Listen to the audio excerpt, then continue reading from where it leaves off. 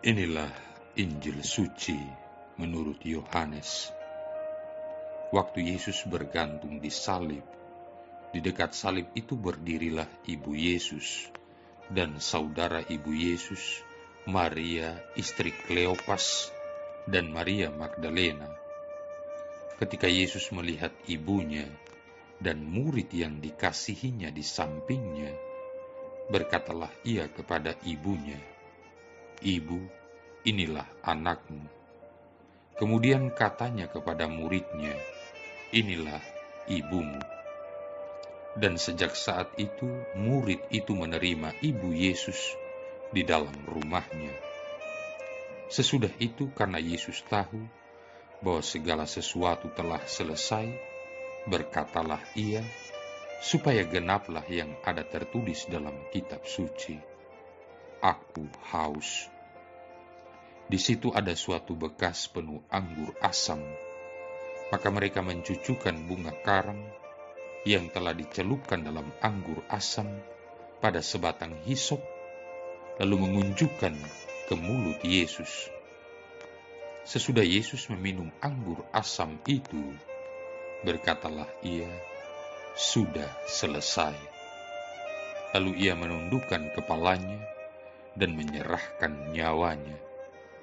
Karena hari itu hari persiapan, dan supaya pada hari Sabat, mayat-mayat itu tidak tinggal tergantung pada kayu salib, sebab Sabat itu adalah hari yang besar, maka datanglah orang-orang Yahudi kepada Pilatus dan meminta kepadanya supaya kaki orang-orang itu dipatahkan dan mayat-mayat diturunkan.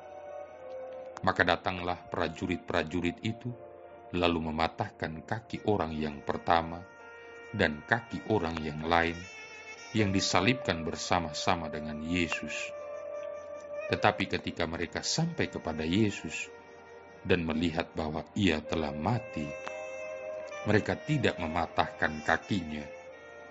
Tetapi seorang dari antara prajurit itu menikam lambungnya dengan tombak, dan segera mengalir keluar darah dan air.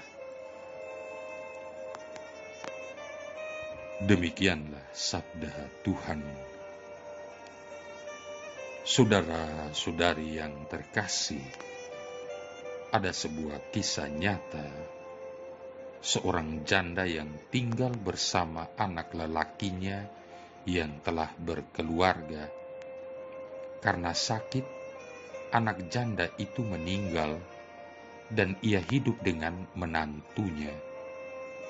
Janda itu tidak memiliki penghasilan tetap, begitu juga dengan menantunya. Mereka harus berjuang dengan keras untuk bertahan hidup. Suatu hari, janda itu dimintai tolong oleh keponakannya yang sedang mengalami konflik rumah tangga. Keponakannya itu mau tinggal di rumahnya bersama dengan istrinya yang sedang mengandung 9 bulan. Mendengar permintaan keponakannya, janda itu menerima dengan senang hati, sekalipun ia sadar bahwa keadaannya sendiri tidaklah begitu baik dan mapan. Kalau ia menerima keponakannya itu beserta istrinya, berarti ia harus bekerja lebih keras lagi untuk mempertahankan hidupnya dan seisi rumahnya. Namun ia tidak terpaku dengan keadaan dan kesulitan yang sedang dihadapinya. Di tengah kesulitannya, ia tetap mau mengulurkan tangan dan membuka hati untuk menolong orang lain. Yang membuat ia melakukan semua itu tidak lain karena ia percaya akan pertolongan Tuhan yang senantiasa membuka pertolongan bagi anak-anaknya. Demikianlah janda itu berkata, "Tuhan pasti akan menolong kita." Saudara-saudari yang terkasih, berbeda dengan janda tadi, betapa sering niat hati yang baik dan mulia tidak menjadi kenyataan karena keadaan yang tidak mendukung. Misalnya saja, ketika kita mau memberikan pertolongan kepada seseorang yang membutuhkan, niat itu semula ada, tetapi mendadak batal karena dalam waktu yang bersamaan kita diperhadapkan dengan kebutuhan-kebutuhan yang lain.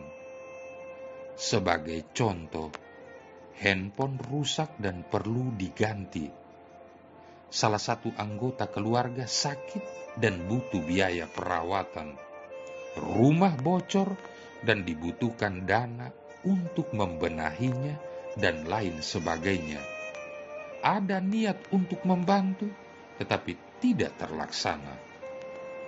Saudara-saudari yang terkasih, dalam bacaan kita saat ini, kita melihat ada sesuatu yang berbeda dari apa yang sering kita alami. Yesus yang saat itu sedang tergantung di atas kayu salib, merasakan kesakitan yang begitu rupa, tidak melupakan dan mengabaikan orang-orang yang ada di sekelilingnya. Yesus tidak terfokus pada diri sendiri, tetapi tetap memperhatikan orang lain. Itu terlihat dari perkataannya kepada ibunya yang saat itu sedang berduka cita. Yesus berkata, "Ibu, inilah anakmu." Lalu ia berkata juga kepada murid kesayangannya, "Inilah ibumu." Dengan perkataan itu, Yesus mau berkata kepada ibunya, "Ibu, engkau sangat berduka cita, tetapi ada seorang yang dapat menghibur engkau, yaitu Yohanes muridku." Yesus menghibur dan menguatkan ibunya. Begitu juga terhadap Yohanes. Penderitaan Yesus tidak menjadi penghalang baginya untuk tetap memperhatikan orang lain. Dari permenungan ini, ada pertanyaan yang dapat kita renungkan. Mungkinkah kita meneladani apa yang telah diperbuat Yesus di atas kayu salib dan juga janda dalam kisah nyata tadi? Mungkinkah kita tetap dapat memperhatikan orang lain sekalipun kita sendiri berada dalam keadaan yang tidak baik atau berada dalam penderitaan? Mungkinkah penderitaan yang sedang kita alami tidak menjadi penghalang bagi kita untuk mewujudkan kasih kita kepada yang lain? Ada sebuah ungkapan yang mungkin juga dapat menginspirasi kita untuk selalu berbuat baik, yaitu jangan pernah menyesal telah berbuat baik. Saudara-saudari yang terkasih, suatu kali seorang anak sedang mengikuti sebuah lomba mobil balap mainan. Hari itu suasana sungguh meriah karena itu adalah babak final dan hanya 5 orang yang masih bertahan, termasuk Kevin. Sebelum pertandingan dimulai, Kevin menundukkan kepala, melipatkan tangan, tanda salib, lalu berkomat kamit memanjatkan doa. Pertandingan dimulai. Ternyata mobil balap Kevin yang pertama kali mencapai garis finish. Tentu Kevin senang dan girang sekali menjadi juara. Saat pembagian hadiah, ketua panitia bertanya, "Hai jagoan, kamu pasti tadi berdoa kepada Tuhan agar kamu menang, bukan?" Tetapi Kevin menjawab, "Bukan, Pak. Rasanya tidak adil meminta pada Tuhan untuk menolong, mengalahkan orang lain. Saya hanya minta pada Tuhan supaya saya tidak menangis kalau saya kalah." Semua hadirin terdiam mendengar itu.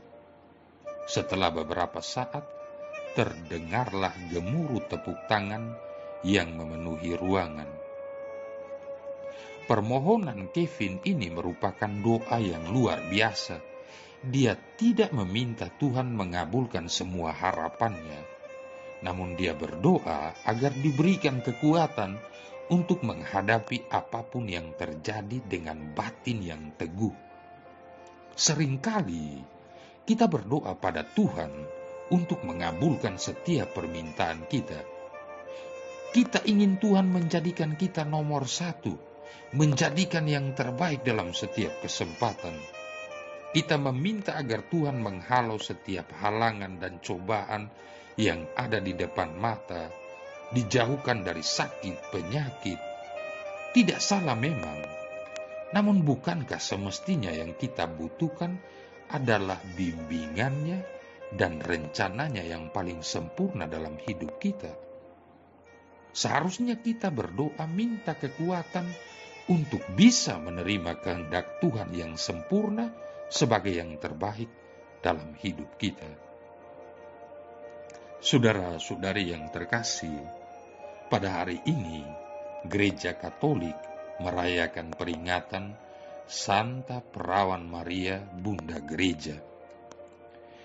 Pada Konsili Vatikan II terjadi diskusi panjang dan hangat karena ada beberapa bapak konsili yang ingin agar konsili memaklumkan gelar Bunda Gereja bagi Maria. Tetapi mayoritas bapak konsili tidak menerima anjuran itu, sehingga dalam bab 8 dari Konstitusi Dogmatis tentang Gereja Lumen Gentium, gelar Bunda Gereja tidak digunakan secara langsung untuk Maria. Namun, pada akhir periode ketiga konsili itu, Paus Paulus ke-6 memproklamasikan Maria sebagai Bunda Gereja dengan rumusan demikian.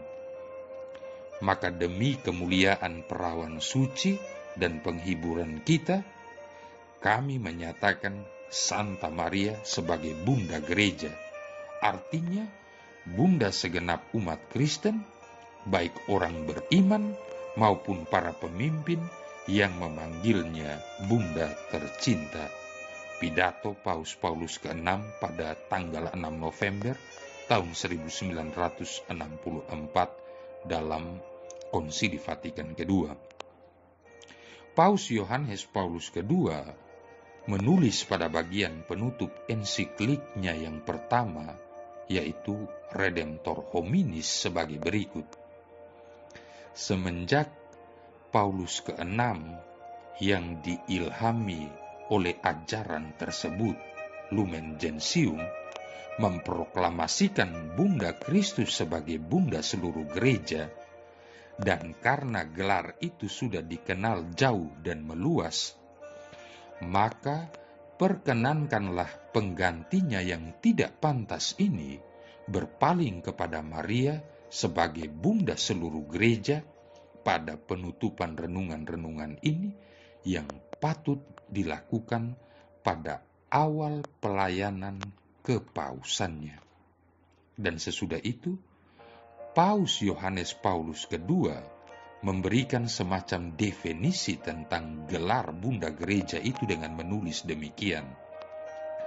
Maria itu Bunda seluruh gereja sebab mengingat pemilihan tidak dapat keliru dari pihak Bapa yang kekal dan sesuai dengan tindakan khusus roh cinta kasih, ia memberi kehidupan manusiawi kepada Putra Allah yang oleh Dia dan demi Dia segala sesuatu dijadikan dan yang dari Dia segenap umat Allah menerima rahmat dan martabat pilihannya. Secara teologis, gelar ini bukan tanpa problematika, dan karena itu harus dijelaskan dengan hati-hati. Hanya kalau gereja dipandang dengan sempit secara kristologis melulu, maka Maria bisa disebut Bunda Gereja, karena dengan melahirkan Yesus Kristus, ia melahirkan kepala gereja yang merupakan sumber kehidupan baginya. Tetapi kita harus hati-hati dengan melihat Maria terlalu berhadapan dengan gereja. Maria tidak bisa memperoleh suatu posisi seperti Kristus yang sebagai kepala dan dasar gereja, meskipun sangat erat bersatu dengan tubuh, selalu sekaligus harus dipandang sebagai tuan yang menghadapi gereja. Maria tidak menghadapi gereja secara demikian, melainkan sebagai manusia yang diselamatkan seperti kita oleh karena karya Yesus Kristus. Ia sama sekali merupakan anggota gereja, saudari kita dalam iman, hanya saja imannya sempurna dan patut dicontohi. Sebab itu, kalau kita mengambil eklesiologi yang lebih tua, yang melihat gereja sebagai karya dan sakramen Roh Kudus, yang memang secara istimewa bekerja melalui Yesus Kristus, tetapi semata-mata melaluinya, sehingga secara analog kita sudah bisa berbicara mengenai gereja sebelum Kristus. Maka dalam perspektif ini lebih jelas bahwa Maria tidak berada di atas gereja sebagai bundanya, melainkan harus dilihat di tengah-tengah gereja itu karena keistimewaan dan kekudusan Maria merupakan buah yang matang dari rahmat Allah, karya Roh Kudus di dalam umat Israel. Dalam pastoral, Maria lebih penting sebagai teladan dan pelindung, dan dalam arti demikian tidak ada kesulitan bahwa masing-masing orang menghormati Maria sebagai ibunya dalam iman, ibu rohani yang dengan teladan hidupnya yang baik mendidik dia sebagai anak supaya ia pun bisa menjadi matang dalam iman Kristiani, dan Maria sebagai pelindung yang dengan hati dan keprihatinan seorang ibu melindungi anaknya supaya ia jangan binasa di dalam berbagai bahaya, melainkan memperoleh keselamatan, khususnya keselamatan abadi. Marilah berdoa. Allah Bapa, sumber kekuatan kami, ketika putramu ditinggikan di salib, ibundanya berdiri di situ dan ikut menderita. Semoga kami pun ikut serta dalam sengsara yang dialami Kristus demi keselamatan umat manusia, agar kami dapat ikut serta pula dibangkitkan bersama Dia. Sebab Dialah Tuhan dan pengantara kami, yang bersama dengan Dikau dan Roh Kudus hidup dan berkuasa, satu Allah sepanjang segala masa. Tuhan memberkati kita sekalian, Bapa, Putra, dan Roh Kudus.